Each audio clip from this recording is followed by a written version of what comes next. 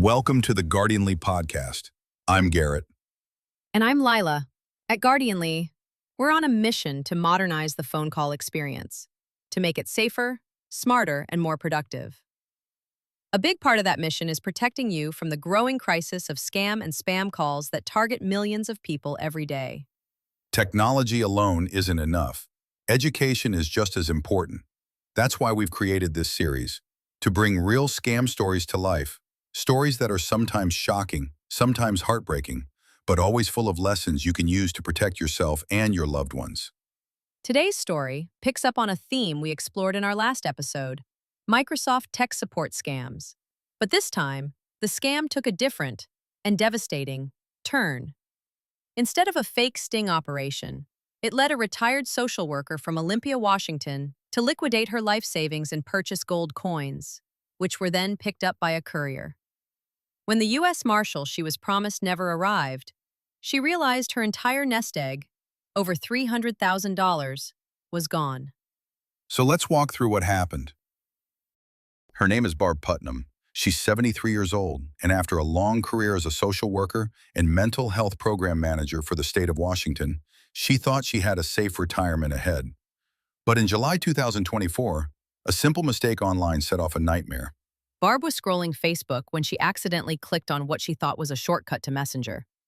Instead, her computer froze. A message popped up claiming her computer was compromised and urging her to call Microsoft tech support. Of course, it wasn't Microsoft. On the other end of the line was a scammer. As reported by King 5 News, he told her that her IP address and social security number were being used by criminals to buy child pornography on the dark web. It was shocking, terrifying, and completely false. And they didn't stop there. The scammers rerouted her to someone pretending to be from her investment firm's fraud department. That person assured Barb they could clear her name and protect her. But first, she had to follow their instructions. The instructions? Liquidate her assets, buy gold coins, and hand them over to a courier who would secure them in a government-protected account. A U.S. Marshal, they promised, would soon deliver her a reimbursement check. So, Barb followed orders. She moved large sums from her investment account to her U.S. bank branch, where the funds were wired to an online gold coin dealer. In early August, the coins arrived at her home, and a courier came to pick them up. She waited for the U.S. Marshal. Minutes passed. No one came. That's when she realized she had been scammed. Her entire safety net, more than $300,000, was gone. For Barb, the shock turned to anger. She told King 5 News, "It's taken my safety net. I worked 40 years to have that safety net, and now it's gone." Her daughter, Carissa, was equally furious, not just at the scammers, but at the banks and investment firms that failed to intervene. "It's unbelievable to me," Carissa said. "I think we all believe there are safeguards in place and there just aren't." And that's the disturbing part of this case. Barb wasn't wiring small amounts to strangers. These were huge, unusual transactions. Hundreds of thousands of dollars wired to an online gold coin dealer.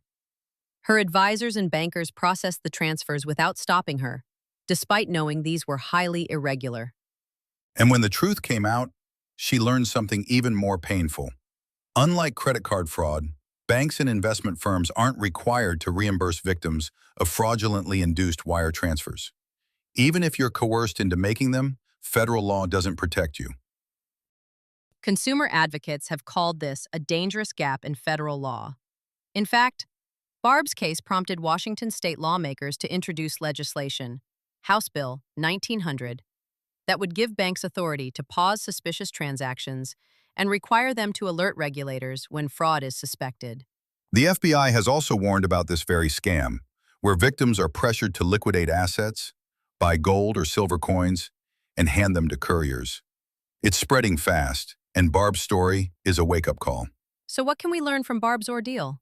First, never trust pop-ups or messages that tell you to call Microsoft support. Microsoft will never contact you that way. Second, be extremely cautious if anyone tells you to move money into a government-protected account or to buy physical gold or coins as part of a security fix. That's not how legitimate institutions operate. Third, Talk to someone you trust before making big financial moves. Scammers thrive on fear and isolation. They told Barb not to involve her daughters, neighbors, or friends. That isolation is what made the scam possible. And finally, banks and advisors aren't always the safety net we think they are. Until the laws change, it's on us and our communities to stay alert and ask questions. So that's today's story, Barb's story.